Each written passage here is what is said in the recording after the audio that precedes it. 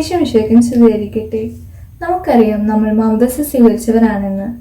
മാമോദീസ സ്വീകരിച്ചതിന് ശേഷം നമ്മൾ ജീവിതം മുൻപോട്ട് കൊണ്ടുപോകുമ്പോഴൊക്കെ നമുക്ക് പലവിധ പ്രതിസന്ധികൾ ഉണ്ടാകാറുണ്ട്. എന്നാൽ നമ്മുടെ മാമോദീസ സ്വീകരിച്ചിരിക്കുന്ന ഈ വിശ്വാസ ജീവിതം നയിക്കാൻ നമുക്ക് പലപ്പോഴും പ്രതിസന്ധികളും താല്പര്യക്കേടുകളും ഒക്കെ ഉണ്ടാകാറുണ്ട്. അതുകൊണ്ട് പൗലോസ്ലീഹ നമ്മെ ഇങ്ങനെ ഉത്ബോധിപ്പിക്കുന്നു: കർത്താവായ യേശുക്രിസ്തുവിനെ നിങ്ങൾ സ്വീകരിക്കുന്നതിനാൽ അവനിൽ ജീവിക്കുക. കൊളോസ്സോസ് 2:6. അതായത് മാമോദീസയിലൂടെ നമ്മൾ കർത്താവിനെ ഗുരുവും രക്ഷകനും നാഥനുമായൊക്കെ സ്വീകരിച്ചിരിക്കുന്നു. അപ്പോൾ അവനിൽ നമ്മൾ ജീവിക്കുവാൻ പൗലോസ്ലീഹ നമ്മോട് ആവശ്യപ്പെടുകയാണ്. അല്ലാതെ നമ്മുടെ സ്വന്തം ജീവിതം അനുസരിച്ച് മുമ്പോട്ട് പോവുകയോ മറ്റുള്ളവരുടെ അനുഗ്രഹങ്ങൾക്ക് വേണ്ടി നമ്മളുടെ ജീവിതം പൂർണ്ണമായി സമർപ്പിക്കുകയോ ചെയ്യാതെ ദൈവം തന്നെയായ നമ്മുടെ കർത്താവും ഗുരുവുമായ യേശുമിശിഹായെ പൂർണ്ണമായി അനുഗമിക്കുവാൻ ഈശോ നമ്മോട് ആവശ്യപ്പെടുന്നു.